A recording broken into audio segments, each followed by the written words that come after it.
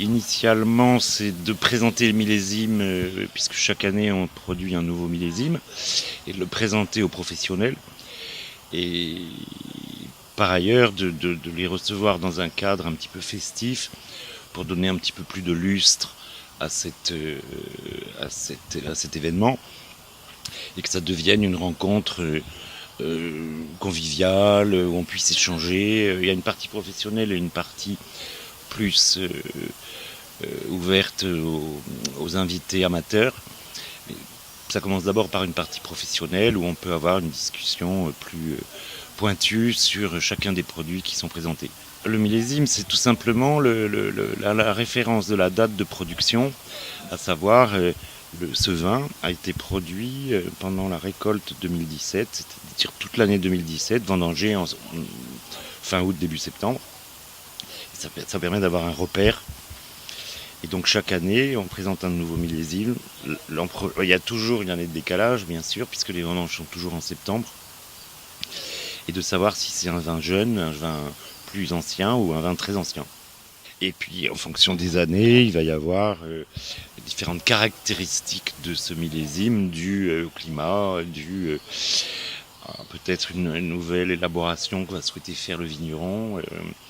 Donc c'est généralement assez semblable, mais le vigneron peut décider de faire autre chose ou d'ajouter une nouvelle cuvée différente, tout en gardant la même pour ses clients habituels, mais comme un artisan, un artiste, il va chercher à montrer autre chose de son terroir et de ce qu'il aime faire.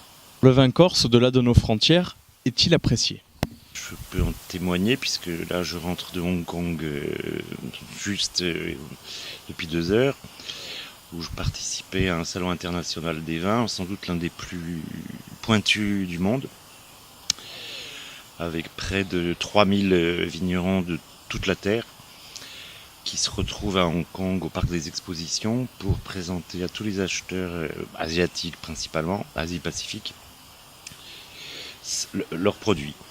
Et nous y étions avec une dizaine de domaines corses. Et on a rencontré des acheteurs hongkongais bien sûr, mais aussi taïwanais, coréens, japonais, chinois, australiens, néo-zélandais, vietnamiens, thaïlandais. On a pu par ailleurs, on le sait parce qu'on a les données, mais constater que dans un certain nombre de restaurants, de bars à vin, de tables de qualité, on trouvait aujourd'hui, à Hong Kong en particulier, un certain nombre de vins corses.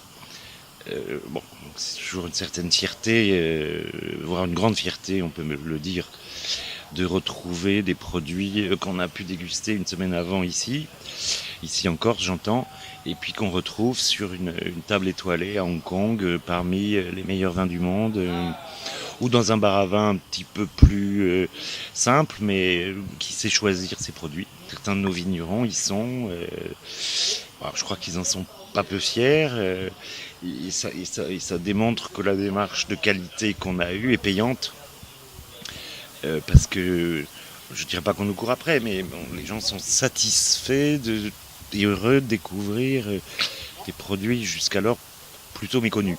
Pour répondre à cette question, oui, les gens ont un intérêt aujourd'hui vis-à-vis de nos vins, de New York à Tokyo, en passant par Hong Kong et Londres, voire Düsseldorf et Bruxelles.